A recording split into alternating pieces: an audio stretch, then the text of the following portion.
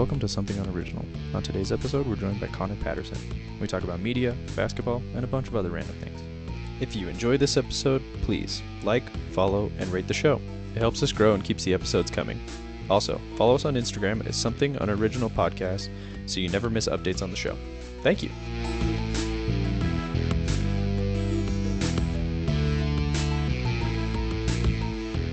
Welcome back to Something Unoriginal. Hey man, I'm ready to have a real conversation with you. Me too. It's been, 15 episodes? 14 episodes since our last one? Yeah. You were episode 1, and Yeah. now you're episode 15. Episode 1 when we were both like way too excited for this and talking really fast and adrenaline was spiking. It was bad, yeah. But you know what? Here we are. Jazz game's on. A kid from our high school is now on the Jazz for a 10-day contract. So we're keeping that on to see if he's getting any playing time today. But recently we've been starting out with Tell Me This. Do you know what Tell Me This is? No. All right. I listened to the first 2 episodes. There you go. So I got a coworker, his name's Raul. Randomly on any given day, he'll come up to me, say, tell me this, and then give me 2 options, just completely random. No context. You just kind of have to pick one. So tell me this. Baseball gloves or basketball shoes? And again, no context at all. Yeah, just pick one.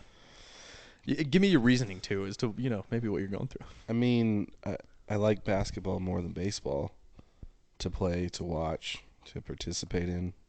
Okay, it's a valid point. So, and I don't wear a lot of gloves, but I wear shoes every day.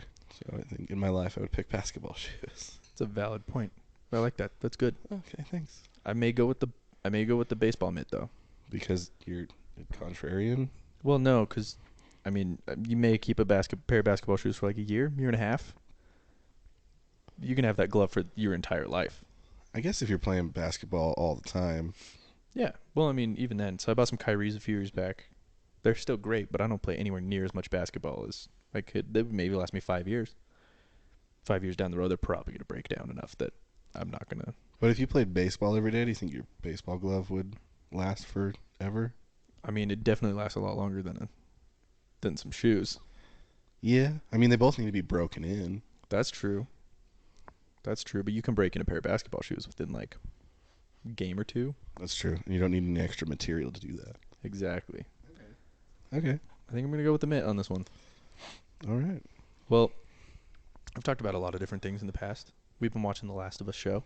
Dude. Have you been watching The Last of Us? The Last of Us as a game was perfect. So I've never played it. So the expectations for the show were perfection, right? Like Okay. it's either perfection or bust because the game was the greatest game many of us ever played. Well, I'm just kidding. Dude. G Money, our editor, and I have this conversation all the time where we're like, I think it's Breath of the Wild, greatest game ever. And he's like, I don't know, I think The Last of Us might. I'm like, nope. See, but if you had played The Last of Us when it was relevant. That's true. And if I had played The Last of Us at all, actually, I probably would think the same thing. Especially Correct. if it's anything as good as this show.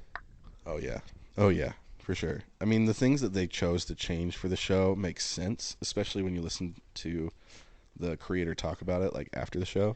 I haven't watched any of those. I need to. Yeah, and they explain their choices, especially to us super fans of the game that have played through it more than once. Yeah.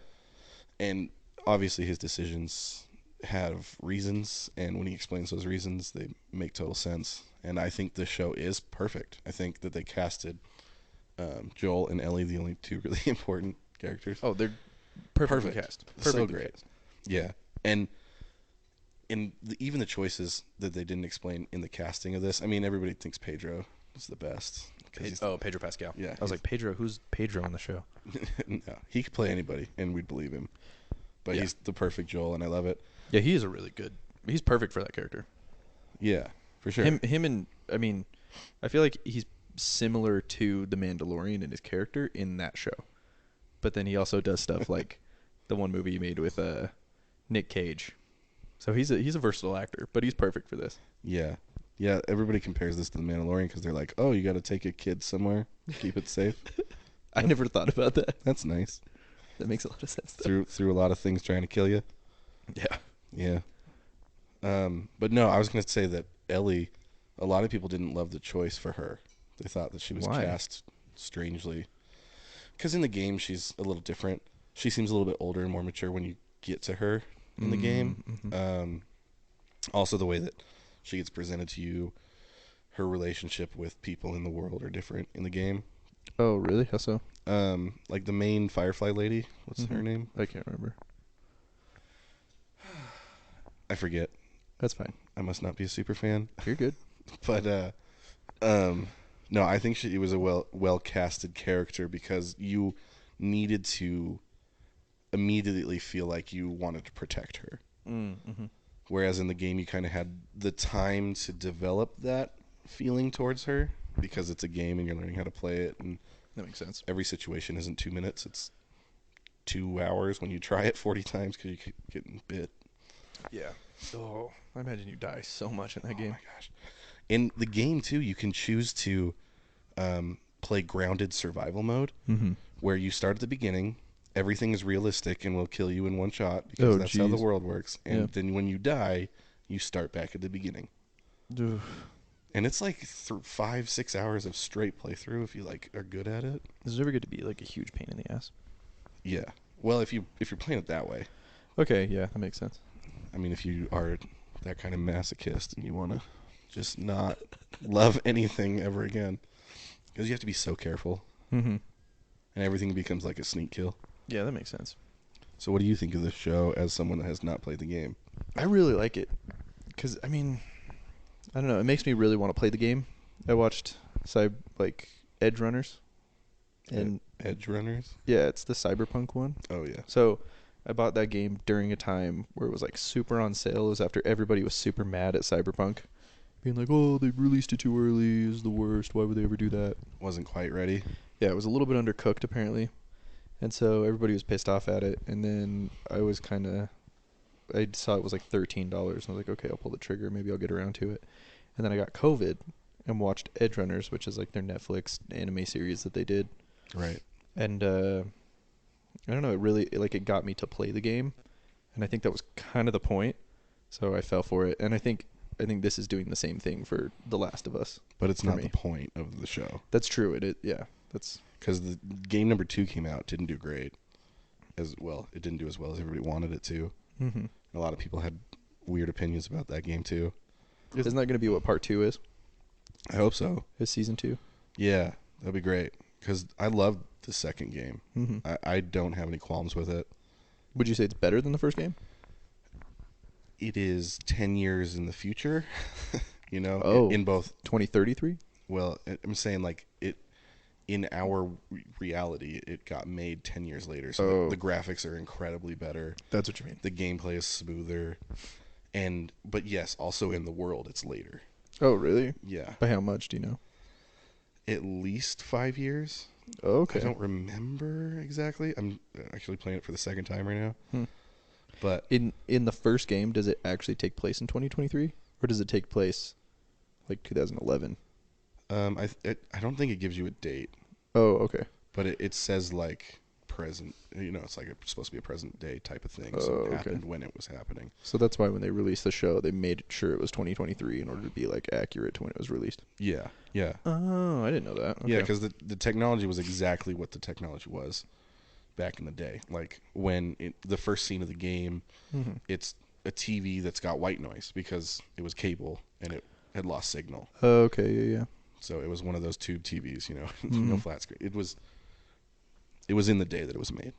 Okay, that's understandable. But then with the new game, it being further past the Judgment Day, the Breakout Day, things are different. Because has the show gotten to the point where they meet Joel's brother? Yeah. Okay. Yeah, episode 7. Well, I'm sorry, guys. 2 episodes. Spoiler alert. Hey, Joel's brother's alive. Too late. It's cool. Keep going. We could go back and edit in a spoiler is coming. Yeah, we'll figure it out. Anyway, Joel's compound in the second game is like 10 times bigger.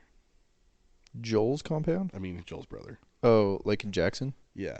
Gotcha. Yeah, Jackson, Wyoming's like a hotspot after. Oh, yeah. Becomes this whole thing, and that's where you start game 2 in. Oh, really? Yeah. So they go from Jackson to Salt Lake back to Jackson? Yes. Yeah. The Oh. very, very end of the game is you driving back to Jackson. Oh, that's interesting. Okay. One thing I thought Presumably. was funny though is in the show. I don't know if you watched the last episode. I'm two episodes behind. Okay. You can tell me because I played the game. Well, either way, there's like a comment. It's not like a spoiler or anything, but Joel is talking to his brother and he's like, "Oh, so you guys are communists?" And he's all, "No, we're not." And then his wife's like, "Yeah, I mean, we live in a commune, so yeah, we're communists." And he's all, "Oh, okay." He's like kind of like, "Oh, I didn't realize that." Yeah. Well, it's there's so much to talk about in this world of The Last of Us because they did the post-apocalyptic thing in a way that was, I would say, original at the time. Yeah. Where you weren't just fighting, quote, zombies. They're not zombies. People hate it when you say that. Infected. We should probably like explain a little bit about what The Last of Us is, because we just went on a huge rant and never gave any of the listeners an idea of what it actually is about. It's a game that's been out for over a decade. If you've That's never heard of it, that's on you. Also true. That makes sense. But The premise of the game, though, yeah. is this guy is traveling with this girl kind of across the country because there was this huge like pandemic of Fungus. mushroom, like fungus. That infected Parasites? humans. Yeah. Well, Yeah. yeah, infected humans and made us Walking Dead, basically. Yeah, pretty much. But like way cooler. No, I'm just kidding. Well, I mean, it is more creative, I feel like. for sure. And it's not just the zombie idea of like, this thing is after me and that's all that exists. It's there's different stages of development of this fungus in people's bodies until you eventually turn into a mushroom. Yeah, exactly. And then you Merge bite with the at the wall. neck of every person you've ever seen. Yeah. Yeah, for sure. It's bad news bears, for real. But yeah, all right. Well, go watch the show. That's great. Have you seen Severance, by the way? Because I mean, you have my Apple TV, Yeah. but you should watch Severance. Megs and I just binged all of it yesterday. Really? Each episode's like an hour. We watched all 9 of them. It's really hard for me to watch. Now this is going to sound weird. Adult shows. Okay. Yeah. Shows marketed to adults. Mm-hmm. Because I have 3 children. And so when That's a I valid point. put my last child to bed between the hours of 8:30 and 11, because she likes to pretend that she's an adult and not go to sleep, I then have anywhere between half an hour to an hour and a half to watch a show with my wife, who's an adult, and we get to pick one together. She's not super into The Last of Us. Really? No. Has she played the game? No. Did she find it freaky or something? Or why doesn't she like it? There's a kid that dies in the beginning. Spoiler alert. Yeah. She's really not into kids dying. Okay. Kids don't die in the rest of the... I know. Dude, episode 1 has ruined so many shows for her. Really? Yeah, she won't watch Breaking Bad because we watched the version that had a pair of boobs in episode 1. She's like, I'm done with this show. I can't watch it anymore. That's interesting. And I was like, okay, well, that never happens again, but Yeah. that's your choice. Might see Your couple body, your more, choice. But you don't see him for like another like 3 seasons almost. Dude, I don't remember. I want to say like the beginning of season 3 you see one. Interesting. But Breaking Bad's the best. yeah, it's a really good show. I've enjoyed it. I don't think I ever watched the last season though. Oh my goodness. I think I watched seasons 1 through 3 and just never got around to season 4. That's the crazy part about TV, right? Like if you had said, "Oh, I never saw the end of Avatar, the movie," people would be like, "You're a dum-dum." Because it's what, 20 more minutes of your life? You just sat through 3 hours. Yeah. But if people are like, "Oh, I didn't see the last season of Breaking Bad," people kind of understand. Yeah. I mean, it makes sense. It's another 10 hours at least invested. Well, and I don't think season 4 had come out by the time that I had watched the rest of season 3. And so I just like never got back around to getting back into it after it released on Netflix or whatever it was. Yeah, it'd be so hard to keep people engaged in a show for multiple seasons and trying to, like, Katie and I were just talking about this. Do you remember like the DC universe on television? No, which ones? So like the first one was The Flash, I think, or Arrow. No. Oh, Arrow. Yeah, I remember Arrow. So she and I got really into Arrow. On the CW. Yeah, but then it was like, oh well, we're gonna have a crossover with The Flash that started a season after Arrow. So we're like, oh, okay, so we should watch The Flash. So we started watching that, and then they were like, this season we have a crossover with The Flash and Supergirl, and so we're like, wait, we have to watch Supergirl? All of them? And then there was like a whole nother show. And by like season 5 of Arrow, they have these like crossover episodes, but it's like 5 straight episodes because there's 5 different shows. And if you don't watch all 5 shows, you don't know what's going on. You don't know who these people are. That's lame. So you're watching episode 9 and it's normal. Episode 10 is like episode 3 of a 5-part series between 5 shows, and then episode 11 you're back to what 9 was, and you're like, wait, what just happened? Yeah. So we're like, this is too much. We can't watch 5 shows at the same time. Yeah, that seems like a pain. Yeah, It's not worth like going through that. That's rough stuff. that's why the MCU was better, because it's like, here's 9 movies. That's true. Yeah. You don't have to go through a bunch of like. Although the other Filler. day we were thinking about going and seeing Ant-Man and Quantumania. Yeah. And I was like, oh man, we should just, briefly go through a couple of movies Yeah. A couple So of the preceding ones. so that we can remember exactly what's going on. And then it's just this giant rabbit hole of what movies are important, which ones aren't, which ones have Ant-Man in them, which ones have the people that are going to be in this movie that aren't Ant-Man. So it was like, eventually we were like, okay, so we have to watch the full season of Loki. Oh. We have to watch. It's a good show though. And It's then- worth it. But then the introduction of Ant-Man is in Civil War. Oh yeah. But if you don't watch The Winter Soldier, you don't know what's going on in Civil War. So it's like, Yeah, it all kind of. suddenly became 10 or 12 movies and a season of TV that we were like, oh, we should watch this before we go see one movie at the theater. Yeah. Oh my gosh, You're it's like, time for this. no, good. That's the kind of thing. If you don't stay on top of it, then it kind of doesn't make as much sense. Yeah. Well, and the bigger problem is, I stayed on top of it 3 years ago before COVID. So we've all been blipped to the future, and now it's like, oh wait, this was 4 years ago. I don't remember much of this. Yeah, for sure. That was before my twins were born. I have Oh, that's amnesia. weird. Yeah, that makes sense. I feel like Ant-Man I heard was good. I also heard it was bad. From whoever you ask is always going to be different. Exactly. I've heard watch Black Panther. I've heard don't watch Black Panther. Oh, the new one? Yeah, the Wakanda Forever Yeah, one. that's great. I've heard that, and I've also heard that it's the worst movie they've ever seen. Like, Oh my gosh. Who said they're it was really the worst? polarizing now. I don't even remember. It was closer to when it came out, so I don't remember the conversation I had with somebody. But then we were thinking about watching Quantumania. Megs decided she didn't want to watch it, and then we just watched Puss in Boots, and that movie was great. I don't know if you've seen the new Puss in Boots. That movie's so good. Hey everyone, I was alive when Shrek came out. Yeah, same. Makes me old. You know what's funny to me?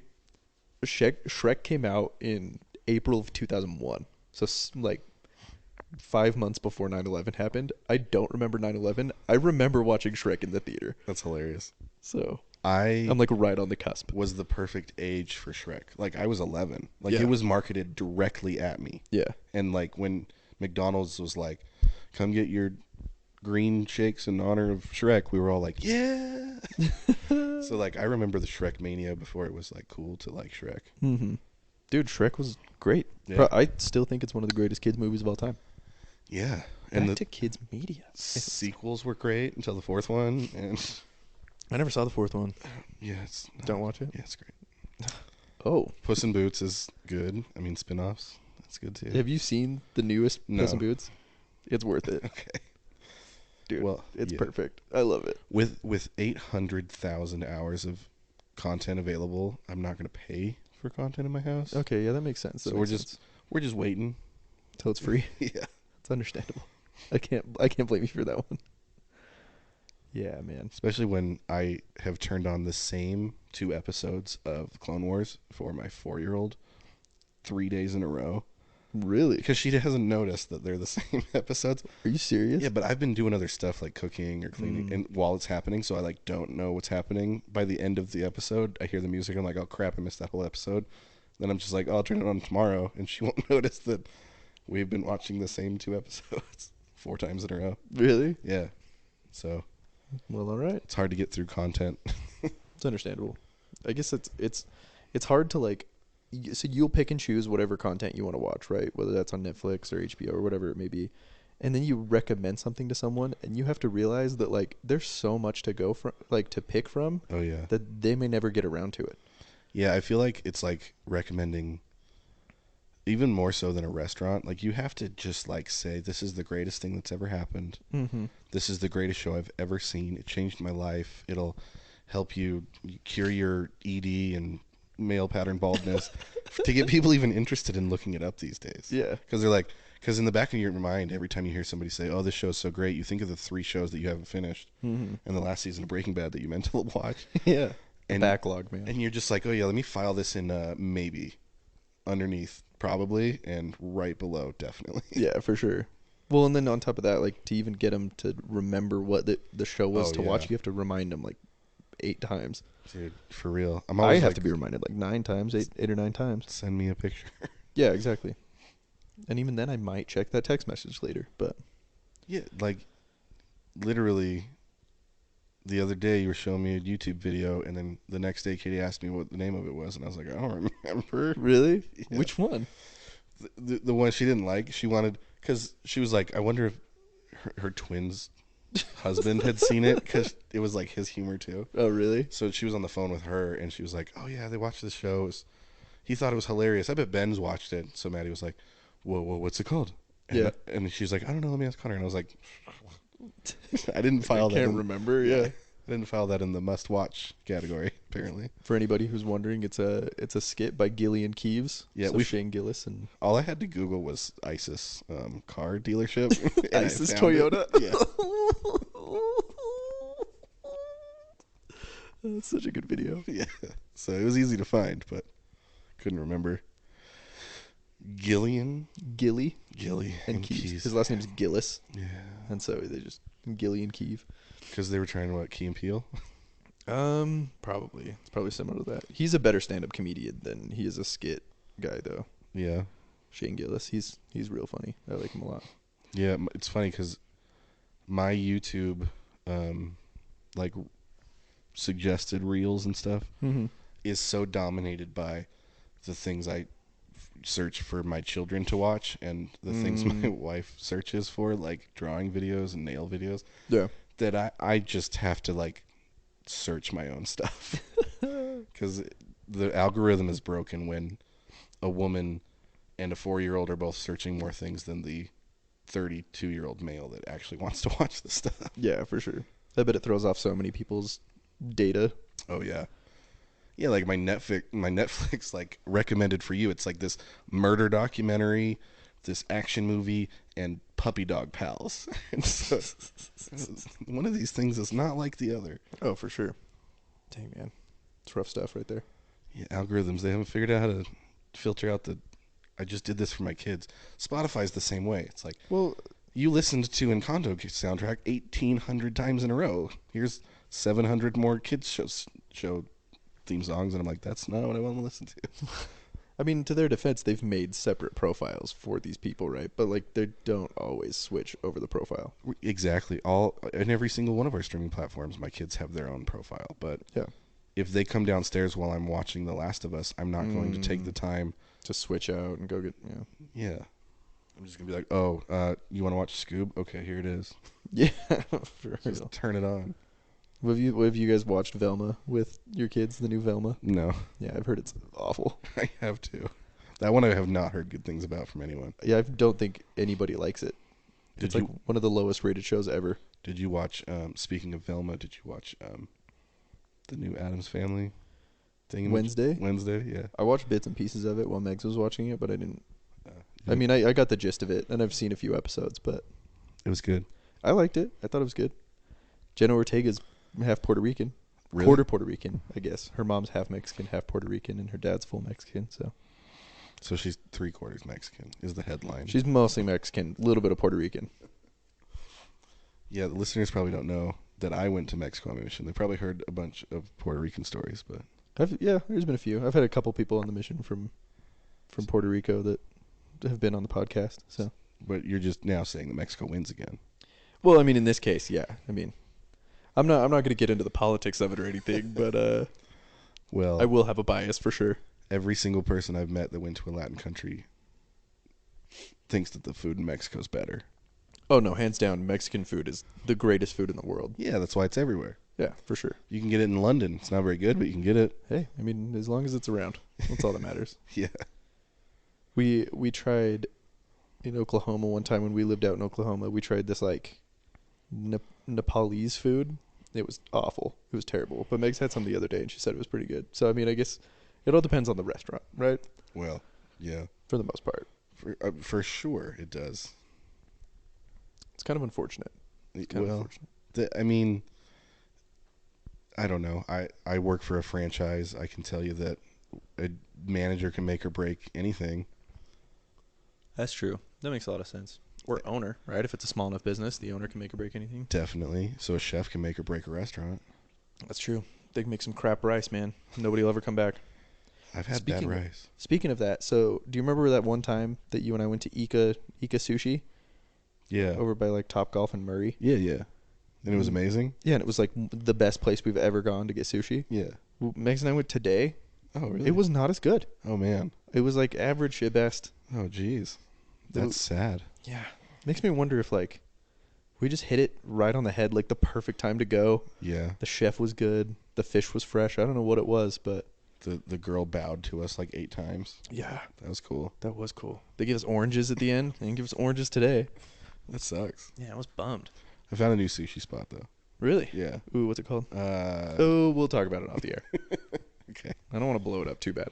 Yeah. We need to go get some food again. Dude, I love going to get food.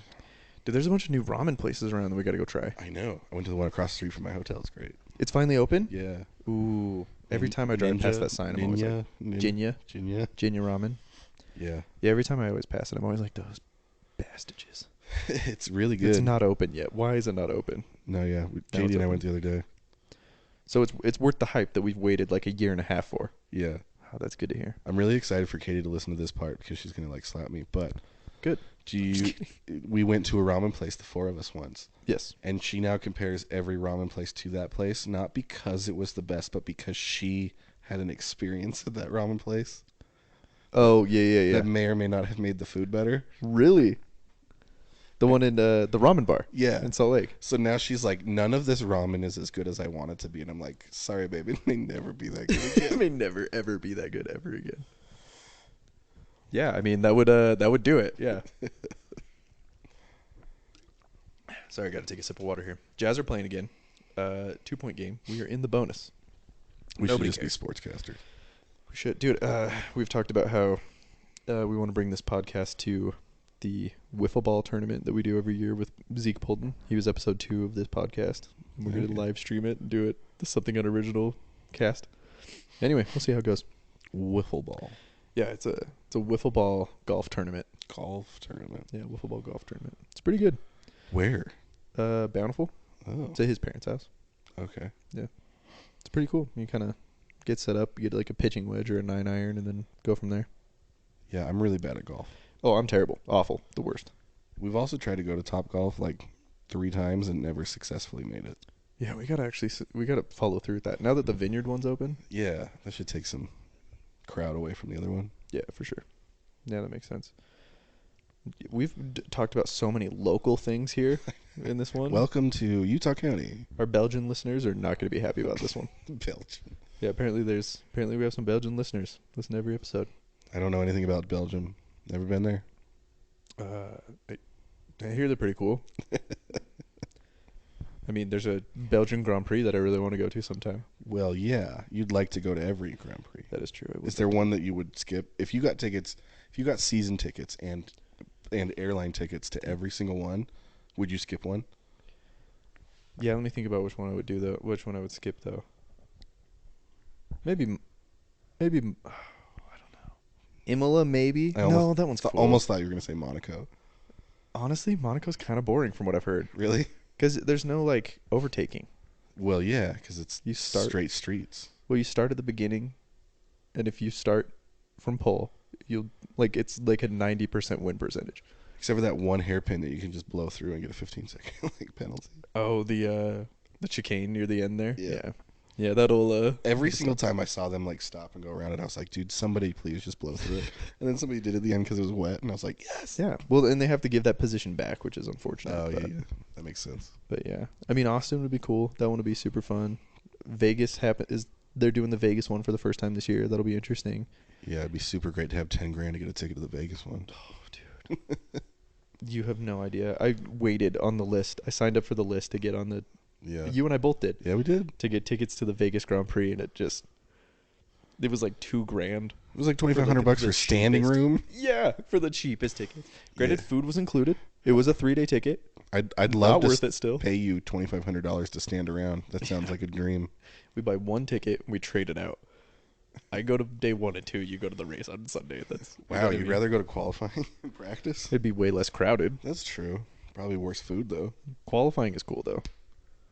Dude, it's so funny because I grew up in Las Vegas and there's like the food included part of this. It's like so hit or miss. I've been to a lot of conferences in Vegas that are catered. Yeah. Everyone probably thinks like, oh, the buffets in Vegas, the gold standard. Yeah. Catering in Vegas must be amazing. I tell you what, there are some buffets that are terrible. Spotty. First of all. But then even last year I went to a hotel conference. Mm-hmm. The food was not good. Really? Oh my gosh. Dang.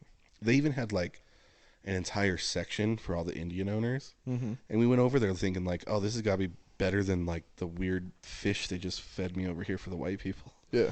Let's go to the Indian section, get some curries, and it was also very like blah. Really? Yeah. That's unfortunate. I know.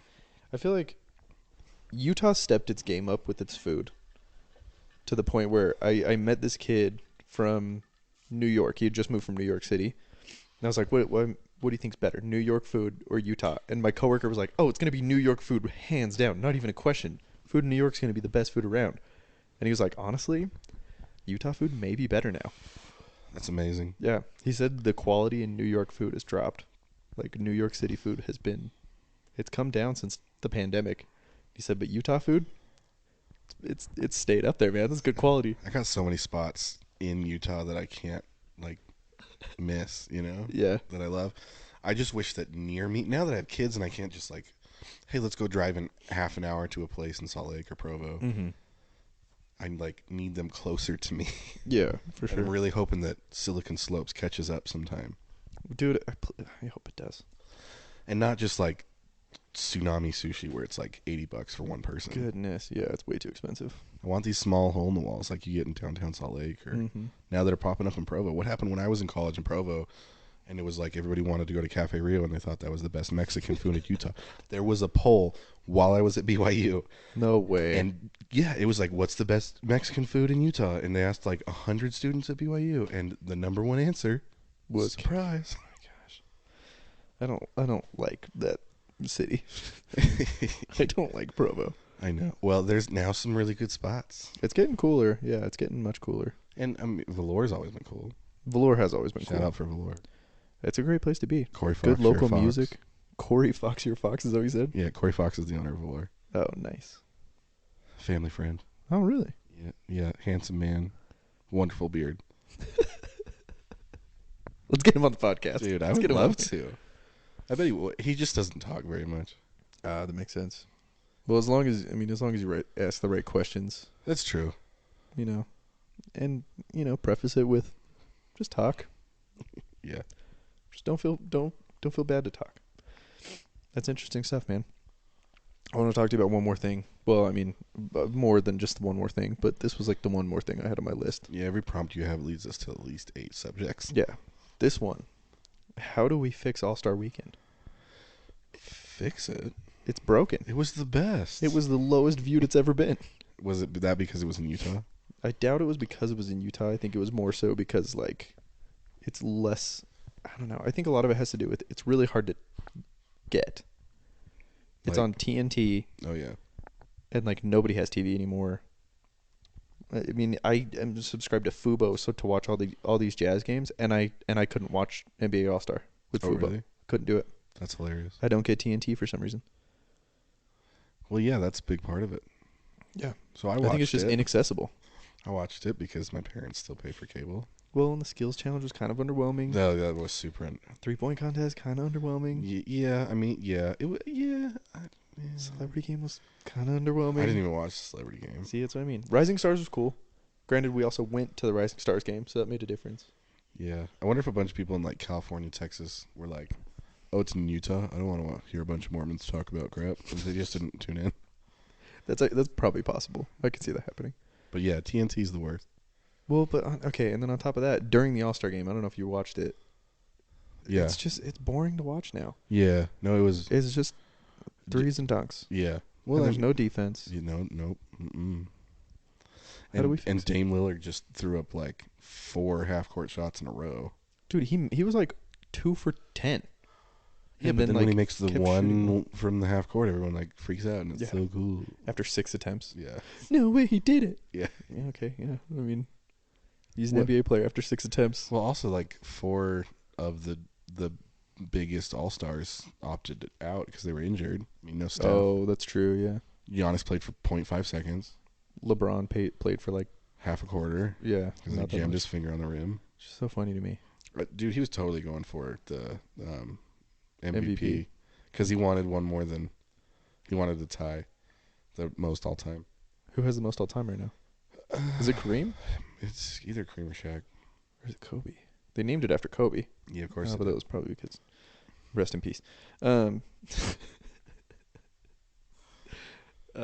Anyway, no, but there's F no like... helicopters. There's no effort. There's nothing like that. How do we fix it? Someone had mentioned to me, do what they do in baseball, where you do East versus West, and whoever We tried that. wins gets home court advantage in the finals. Oh, interesting.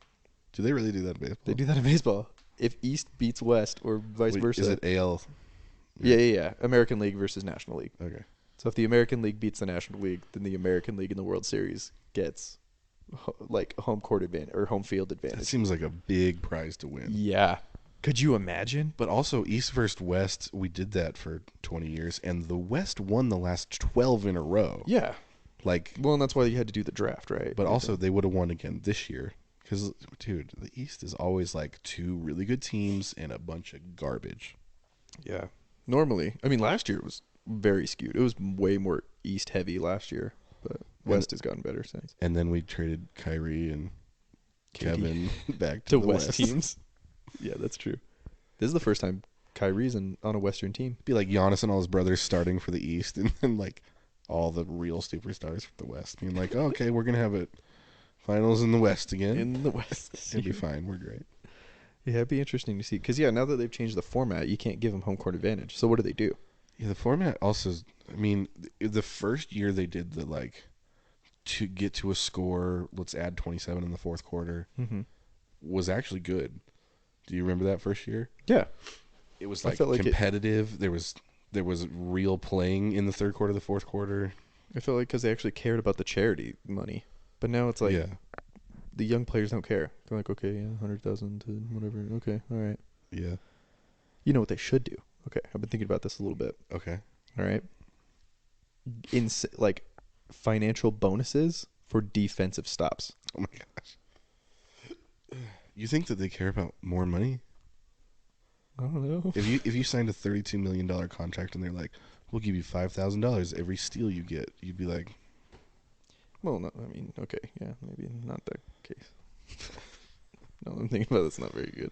what? I liked the finals being decided. Let's incentivize defensive stops, whether that's blocks, steals, turnover, or not turnovers, whatever it may be.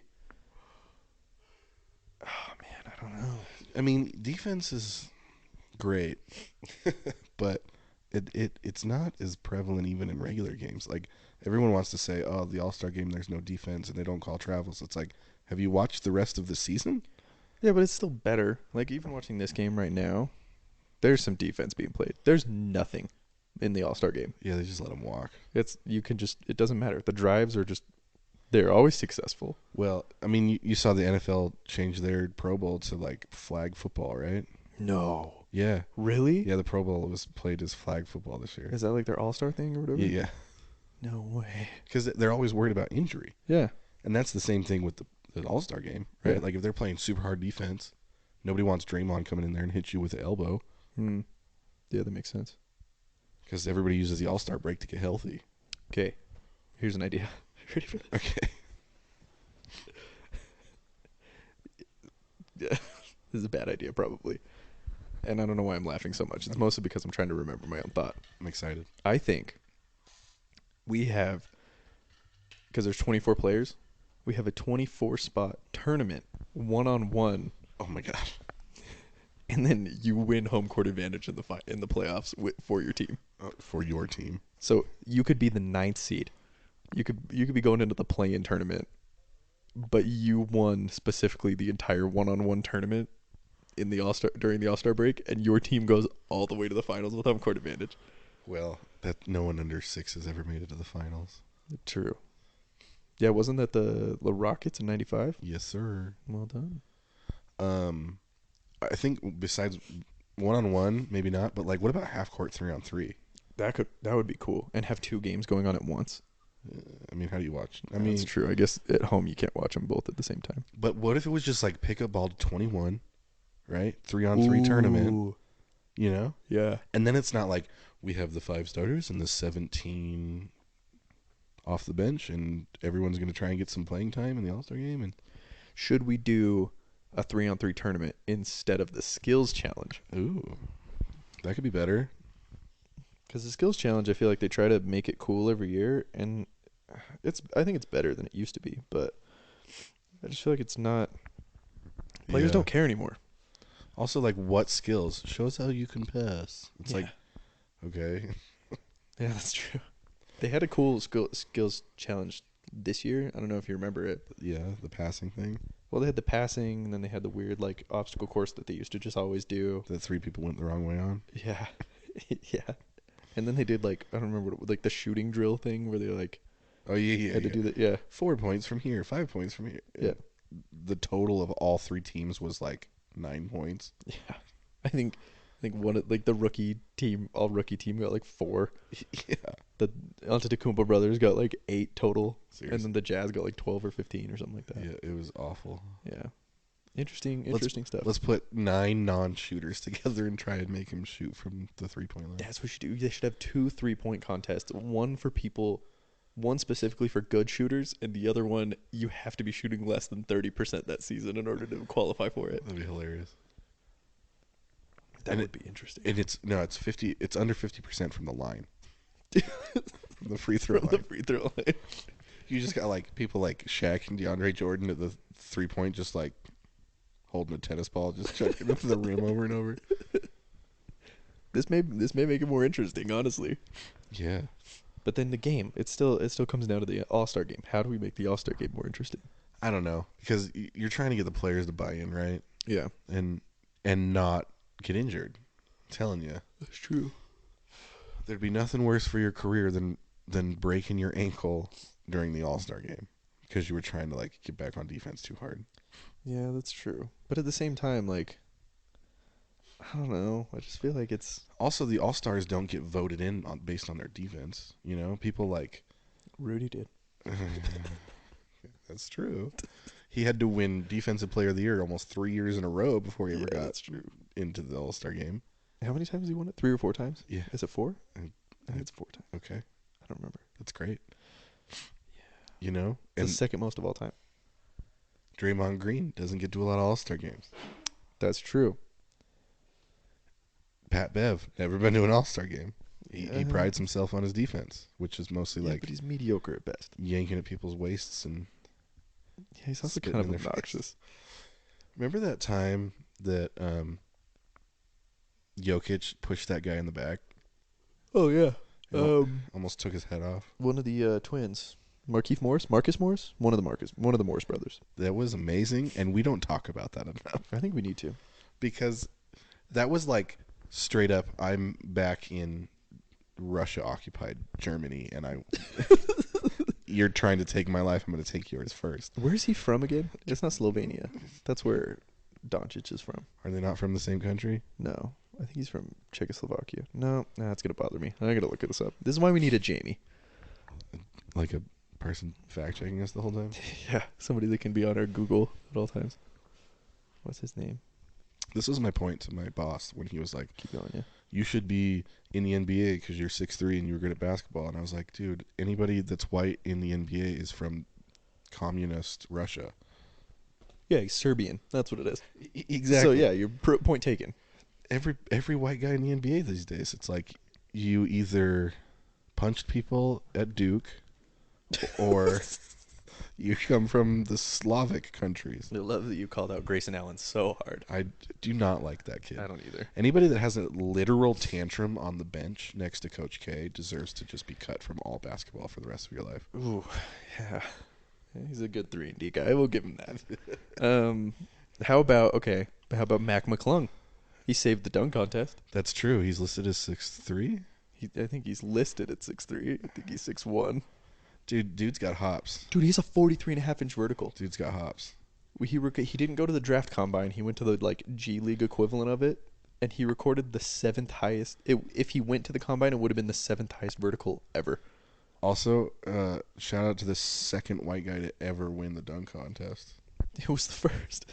He was some guy that I don't remember. Oh, I got you. 25 years ago. Dude, everybody's stoked about Mac McClung now. I hope he gets some playing time.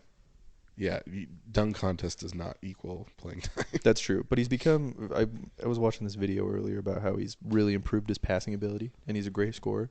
In the Rising Stars game, he really balled out. It was great to see. Maybe he'll be the next Alex Caruso. That's true. He could be the next Alex Caruso. You just got to get somebody Got to get better defensively. like LeBron to say that he's great. He's got to play for the Lakers and become a meme, is what you're saying? Well, no, I'm just saying. Because McClung has already become a meme. True, and that's not what he needs. I'm saying he needs the letter of recommendation from one of the best. Oh, that's what you mean. I got you. What team does he play for? I think he plays for the Bulls right now. Yeah, there's nobody on the Bulls that has Caruso? enough. No, not Caruso. No. Oh, the Sixers. McClung plays for the Sixers. So he needs Embiid to come out and say "Oh, this is the hardest working guy I know," and any team that he was going to be on, he's going to be an asset too. This is my Embiid voice, by the way. Yeah, it's pretty good. I know he's French and he has a weird accent, but yeah, I just tried to get super lower. African. Yeah. Where's he from? Namibia or something like that? I don't remember. They all have French accents in something like that. In Africa. I wish I knew what countries all these players were from, but the game is so international now that I can't keep track. Also, there's how many players? It's too many. It's 420 something. Ooh. Lauri Markkanen. Markkanen's a finisher. See, he's a 7-foot white guy, but he's from Finland, so that's another point for me. There you go. Okay, here's an anomaly for you. Josh Giddey. Giddy up. He's a white guy from Australia, and he's under 6'5". Okay, yeah, Australia, sure. A little less competition in Australia. That's true. For basketball. Good thing he wasn't playing cricket. Well, I mean, Joe Ingles is a white guy from Australia. Well, he's 6'8", though. So Joe Ingles is the man. Dude, I love Joe Ingles. Yeah, I know.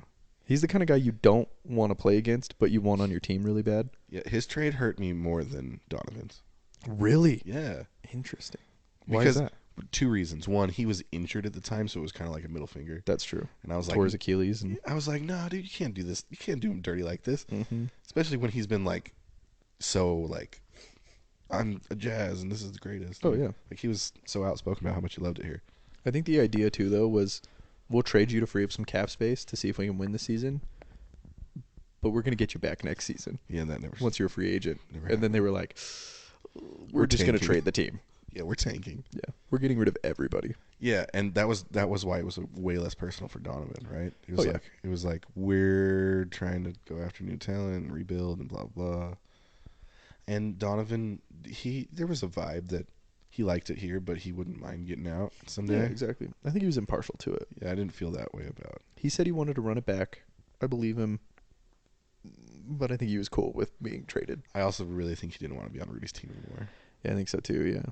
I think Rudy raises people's floors unless you go to the Minnesota Timberwolves. Because they already had 3 centers. Yeah, exactly. And you can't just hope to add this defensive player and hope that he's... Who's he going to play with? You got 4 others 7 feet tall. So dumb. Greatest backcourt of all time. Or front court of all time. Yeah. Yeah, how about you get a shooter or 2, though? Why are you trading for Drew? I don't get it. Well, hey, they have Mike Conley now. Let's see how this goes. Mike Conley is old. Yeah, but he's still balling out. He was great with us. Yeah, just barely. He was really great until every single season, the series that we lost, he showed his age. Okay, in the playoffs, yeah, I can see that. Regular season, that dude's the man. He's the best there is. So is Chris Paul. Chris Paul's... He's great in the regular season, sir. That's true. We're not here to talk about that. We're talking about the finals. Yeah, that's right. But that's all that anybody cares about anymore.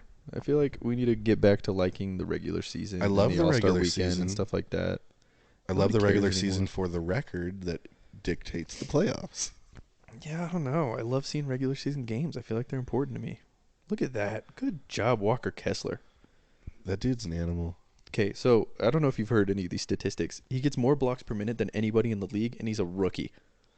Yeah, he's gonna be better than Rudy. He's the best rim. He's already better than Rudy. He's the best rim defender in the league. I'm serious when I think that Rudy was part of the problem. I think so too. Well, I mean, he lacked offense. And Walker Kessler hit a 3 today, baby. First points of the game. So you're saying that Walker Kessler, as the best defender in the league, has more 3-pointers? Rim protector in the league. Continue. Okay, has more 3-point potential than Then Rudy Gobert. what's his name on the Nets? So then Ben Simmons. Yeah. Yeah. I mean, I think he's already tied his career high. So. That's amazing. Oh yeah, Walker Kessler. Ben Simmons also makes this list I'm about to bring up. Ooh, okay. Bring up this list. I would like to hear it. Locker room cancer. Locker room cancers. Let's get into it. Ben Simmons. Ben Simmons is probably the top of the list. I think LeBron is now in that category now. Continue though. You really think LeBron is? 100%. Wow. Anyway, get back on Ben Simmons. Keep going with your list. I mean, Ben Simmons is a self-explanatory one, right? Like, I can't play because of A, B, C, or F, and goodbye. Yeah, I mean, I don't want to negate anybody's mental health reasons. Mental health is important. It's a little bit too convenient on the timing, though. That's all I'm saying. Well, and then the whole now my back hurts. Yeah. Like, there's too many excuses. Yeah. Very anxious. I mean, yeah. Valid. But you're playing in a professional league that is, Well, and you played a lot. Yeah. And, that's true. You just gave a bunch of excuses as to why you can't play, and now all of a sudden you're good from all those reasons. What's your next one? Oh. But I still deserve the money. Yeah. I just want to play and make $100 million. Okay, well then earn it. Yeah. I don't know. It's easy for us to get into that. Oh, yeah, for sure. I mean, but Be it from the outside. But also, I'm working full-time and not making millions of dollars. That's true. And I'm anxious every day. That's also true. I bet none of these NBA players have just straight-up strangers spitting in their face because they're mad that they didn't get a room upgrade. That's true. They do get a lot of the N-word, though. That's unfortunate. That is unfortunate. But no, I'm thinking there are team members that make their team worse. Okay, so Ben Simmons. Ben Simmons. Who do you think I'm going to say next? James Harden. Also, yes. Although this year he's been reasonably quiet. He has been quiet. And no one has said anything about him. But are the Sixers really that good? I mean, they're third in the East. Okay, maybe his play style is not as good, won't bring people up around him. But he has been quiet, and maybe he's a good teammate now. Maybe he finally found some people that he didn't want to just piss off 24/7. Maybe he just humbled himself, you know what I mean, a little bit. Maybe Yeah. he realized he wasn't the man. After he got fat on the Nets. Yeah. After he's gotten destroyed in the media a bunch. I was like, oh, maybe it's true. Yeah, maybe I should just shut my mouth and play basketball. Mm-hmm. Which I'm not advocating for. I don't think that these people deserve to be looked at like they're just one-dimensional humans. Yeah, like it's a zoo. But they're just for entertainment purposes. Exactly. This is not the Coliseum, guys. They can have opinions and post things online and try to make the world a better place, even if they think that, differently than you. It's fine. Where I have a problem is when people like LeBron and Harden, for example, don't know what they're talking about, but are just on the side of money, right? Are you talking about the China thing? Specifically about the China thing. Yeah. Right? I mean, everything is kind of in that, right? Where it doesn't matter. I don't know. I'm not going to get into any details because I know that you could piss off a lot of people talking about stuff like this. But hey, but when LeBron wants to talk about the things in Akron, Ohio, and the suburbs of Chicago, and we need to help poverty and kids get out of the area, he knows what he's talking about. Yeah, and I can see that People should listen and not tell him to shut up and play basketball. Yeah, and there is definitely some grounds that he's got some knowledge in, yeah. right? Yeah, But he when you're probably talking knows about the game of China basketball. and so in Yeah. the whole thing where they were like, Politics. there's a lot going on in China that we got to step in and help out, and he was like, no, I side with China, and you're like, no, you side with the paycheck, Yeah. not with the country. Although you don't know if that was a smart move on his part, Could have just never come home from China. That's true. Yeah, that's a Brittany Griner situation. Dude. That's a mess. Speaking of which. So crazy. Anyway, back to the original point. I was going to say Kyrie Irving. I'm really excited to see him just implode at the Maverick. I hope, because for some reason Dallas is a huge city that doesn't get a lot of media attention. I'm hoping he's not getting a ton of attention. He pulls a Harden and just over the next year shuts up and plays basketball. Yeah. Well, and I get it too. Like I think with him compared to Ben Simmons, I think he's a lot better with like, you know, his is more accurate when he's talking about like mental health and taking breaks and stuff like that. I kind of respect him more. I don't know why I do. Interesting. I don't know why, but I do. That's funny. I kind of believe him more. Maybe it's because he's a flat earther, you know? I can just get behind that. Yeah, that's exactly right. Because you're super into science. Yeah, I think Galileo was wrong. I don't think he knew what he was talking about. Well, he technically was wrong, but that's neither here nor there. Well, he was the one that was talking about flat Earth, right? That Yes, we didn't have flat yes. Earth. Okay, just double check it there. Hold on. No, I think that Kyrie Irving is the equivalent in the NBA to what's his name on the Packers? Oh, Aaron Rodgers. Yeah. I kind of respect the hell out of him, though. Dude, Aaron, but over the last couple of years, it's been like, hey, you want to buy some crystals?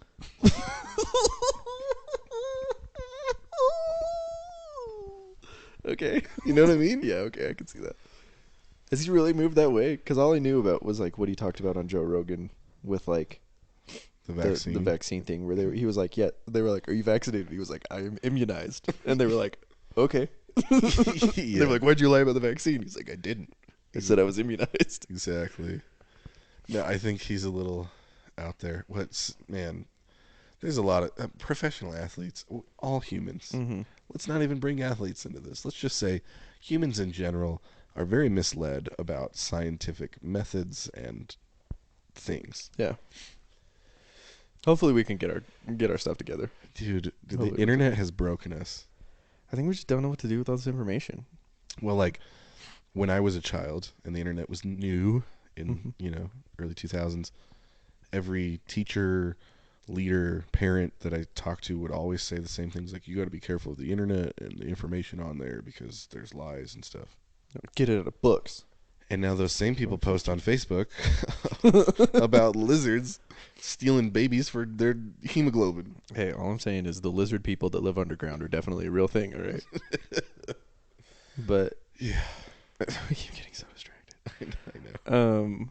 But yeah, so LeBron, I think he's the biggest locker room cancer in the entire league. Because you think he takes it over? I think there's a lot of different reasons to it, but from what you hear from his teammates in the past little while, it's kind of like, okay, for example, what's his name? Oh my gosh, I can't even remember his name. Anthony Davis. Was it Anthony Davis? I have no idea. No, it was Patrick Beverley. Oh. Patrick Beverley was saying like, oh, when he got traded? Yeah, he was saying like it's kind of refreshing to not be in LA because every single time you do something, you're looking over your shoulder. Mm. And he's referring specifically to the fact that like LeBron is going to correct everything you do.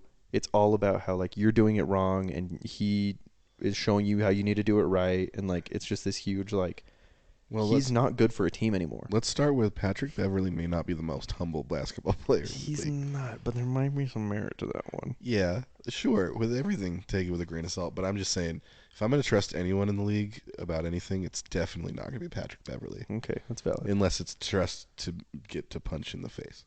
I feel like I feel like it's somebody else though that I'm thinking of. He said something about it, but I don't know if it was Patrick Beverley. Was it Austin Reeves? Does he still play for the Lakers? I don't know. Who was it? There's so many trades. Lakers were in the middle of it. Was it somebody that the Jazz got? No. Was it Juan Toscano Anderson? I don't think it was. It doesn't matter. Who cares? Let's keep talking. But a lot of people are going to say that about LeBron, right? Because if you use the word LeBron in your interview, it's going to get views. Yeah, that's true. Well, and LeBron.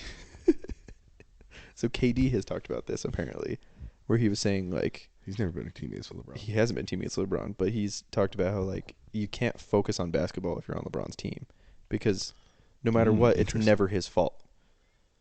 Like Anthony Davis right now and Russell Westbrook. Russell Westbrook was the scapegoat for that team. Right. He took a role differently. Yeah. Went to the bench, like actually decided to change some stuff around, and then like still took the fault for everything that was probably LeBron's fault. So you think Kyrie didn't go to LA on purpose because of LeBron? Probably. Because Kyrie also went to Brooklyn. That's true. He from Celtics. But both of those teams tanked. Yeah. The Celtics tanked? When they had Kyrie, they could not get anything out of him. That's true, but then they became way better when he left. That's part of getting rid of the cancer. But they're not tanking. I'm just saying that there are players in the league that make their teams worse, even though they're really, really good players. Okay, yeah, that's valid. Who else might that be? Rudy Gobert. Well, I won't say worse. I would say, here's the thing. I would say Anthony Edwards and Karl Anthony Towns make their teams worse. I think Rudy kind of balances them out. Rudy's specific in the way that you have to build your team around him. And if you don't, then you're not getting the production out of him that you could. And that was why the Jazz did so well with him, was because we built the entire team around Rudy Gobert. I think 2020, the Jazz beat the Nuggets in a best-of-7 series without Rudy Gobert. Yeah, okay, yeah, I would agree with that. So I don't know if you just saw that shot, by the way.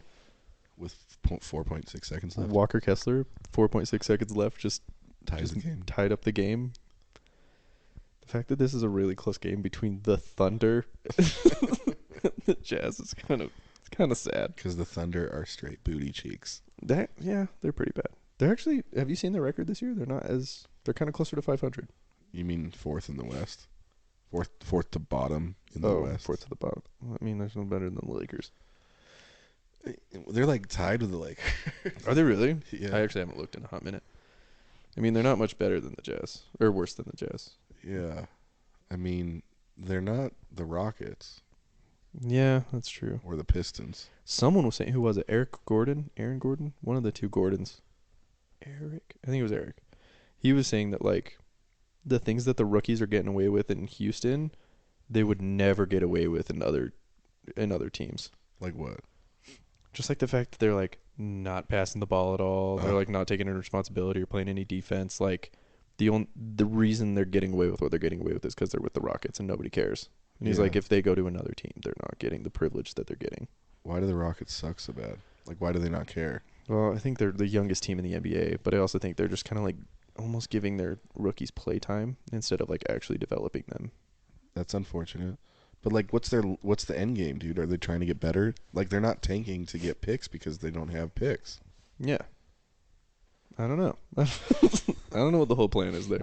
Like the Jazz tanked to get a bunch of picks. Okay, real quick. Just looked up the standings. The Nice. Jazz are worse than Oklahoma City right now. Awesome. Jazz are 11. Oklahoma City's 10. Ooh, did you see that block? Woohoo! Overtime. I did not see it, but I do love Walker Kessler. Dude, I looked at the another standings. block. So where's OKC? Fourth from the bottom? They're 10th. We're 11th. And then, Right now they're in the play-in. That's all I'm saying. So then, oh jeez.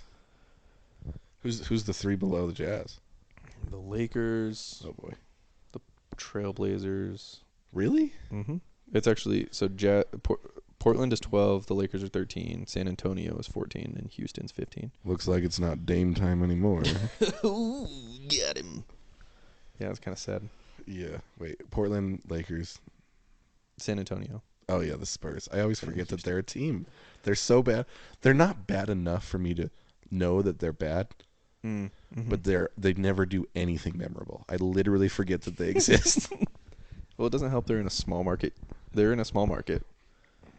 I don't know. They're kind of forgettable. I mean, Kind of like the Kings. The Texas teams are just meh. I don't know why they're so forgettable. Texas is like, does people just block out Texas from their mind?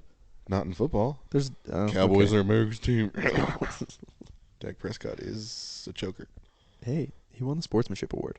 He is the most overpaid athlete in all of sports. Okay.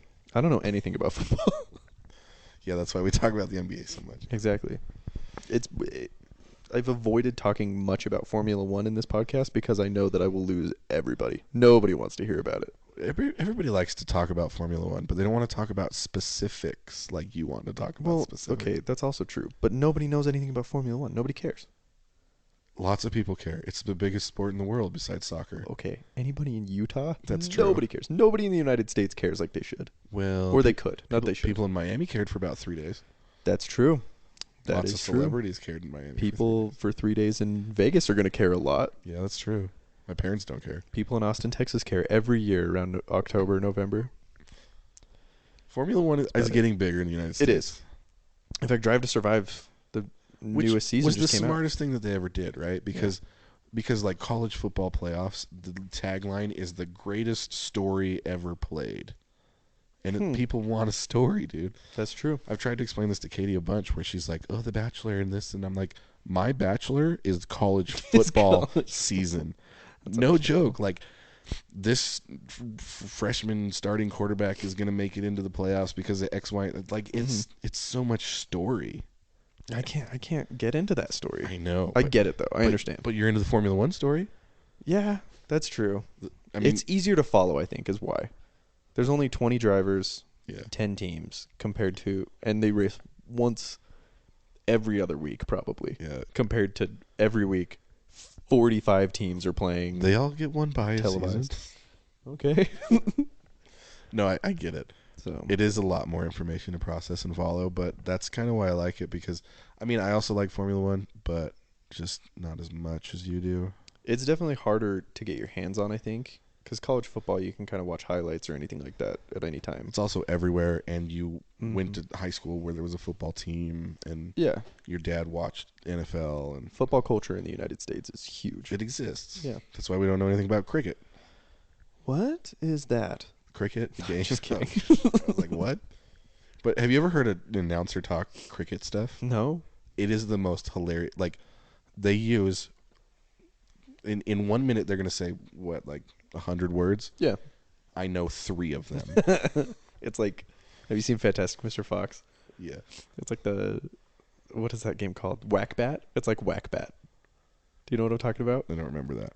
They go through like this weird set of rules where he's like, you hit the pine stick off the cross rock and you do this and like you run and yeah. And then by the time he's like, by the time you're done, you yell hotbox and then you defend the score downs by 9.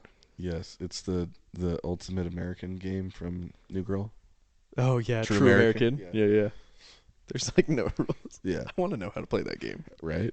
They have a podcast and they talk about the real rules of True American. They have a podcast? Yeah, Zoe's on it.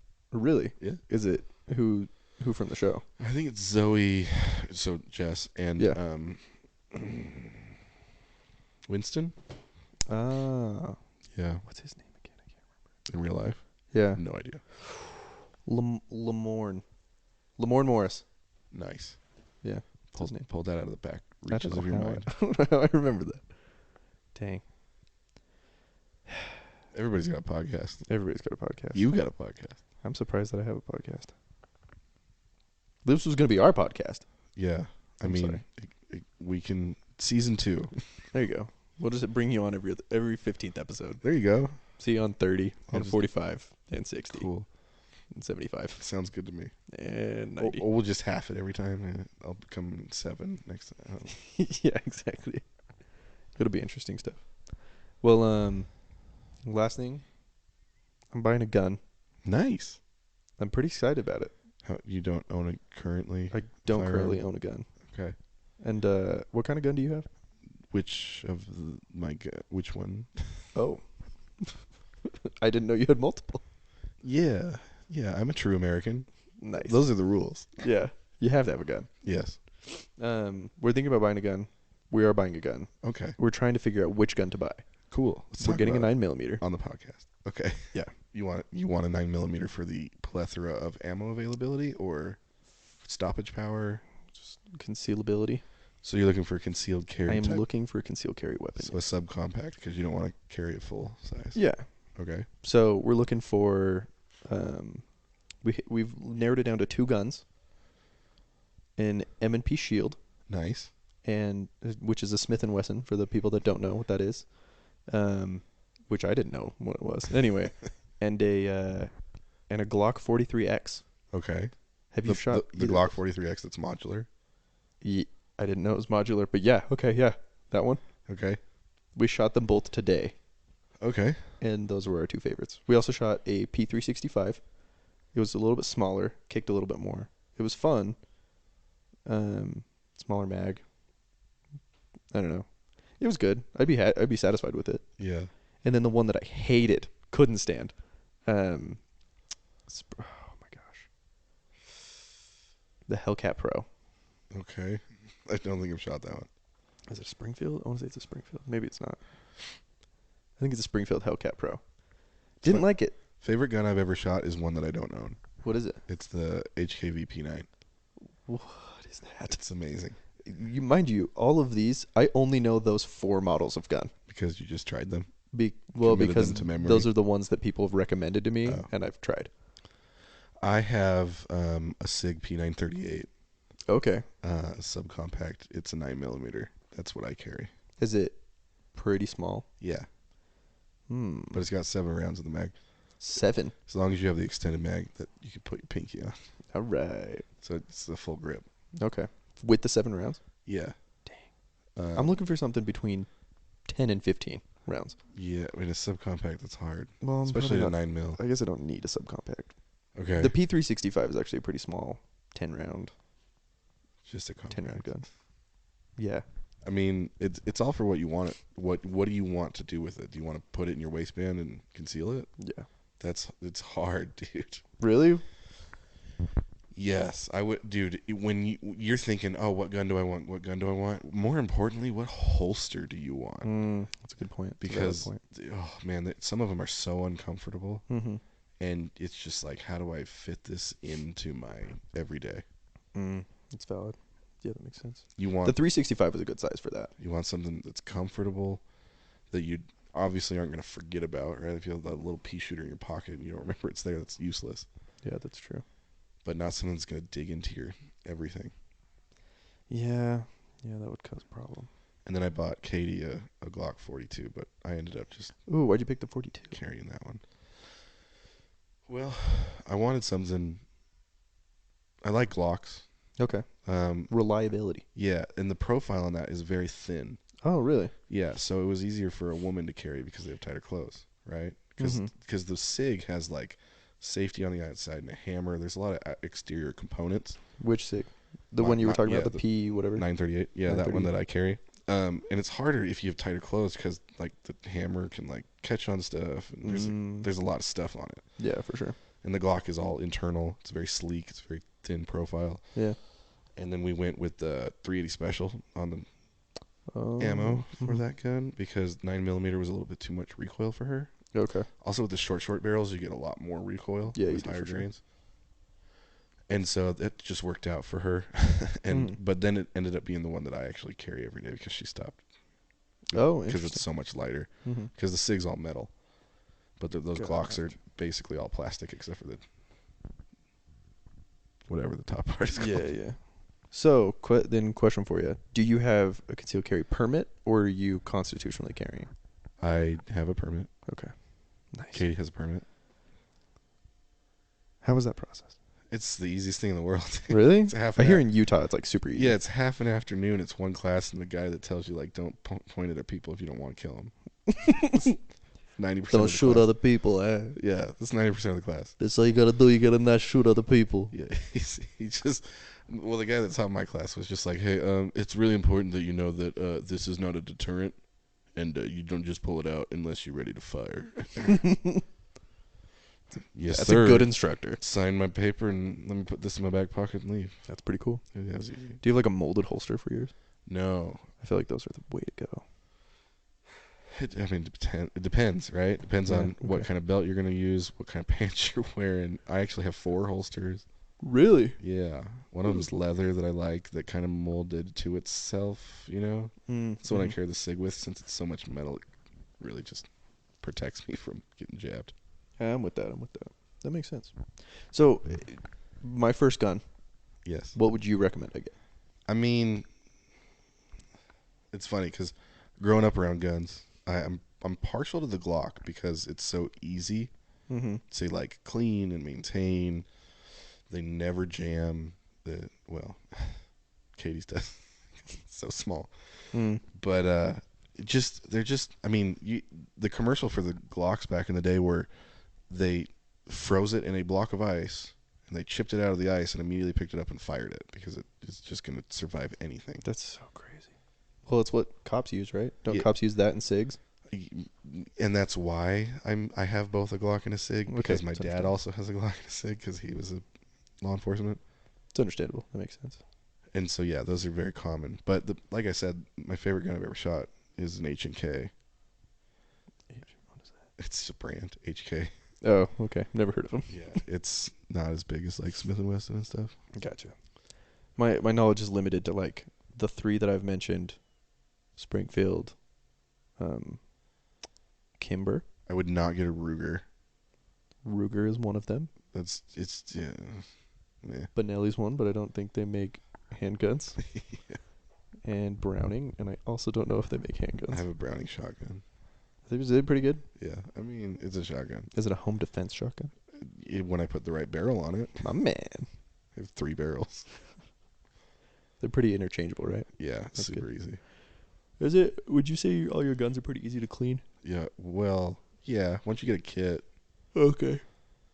None of them, I mean, every gun you're going to just be able to break down. Once you know how to break it down, it's pretty easy. That's pretty straightforward. Yeah. Yeah, that makes Because sense. then you just take the barrel and clean the barrel and then spray everything with oil. That's understandable. This is not an instructional video on how to clean your guns, people. Yeah.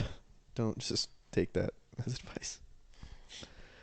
Anyway, well, it was pretty good. It was a pretty good podcast. How do you feel about it? It's just, having a conversation with a friend. You and I do this every month. We just don't record it every time. Exactly. We've done this at 2 a.m. in a Subway parking lot next to a Beto's. Oh, yeah. I forgot about that. What a good time. It was a good-ass burrito. I'm just saying. We do this all the time. This Yeah. is just a normal Tuesday night. Oh, yeah, for sure. Except it's Thursday. Oh, you got work in the morning. That's true. Nice. Anyway, yeah, let's call it. We'll see you in another 30. Yeah. See you in another 30. Take care, boys. All right. Peace out. Motown.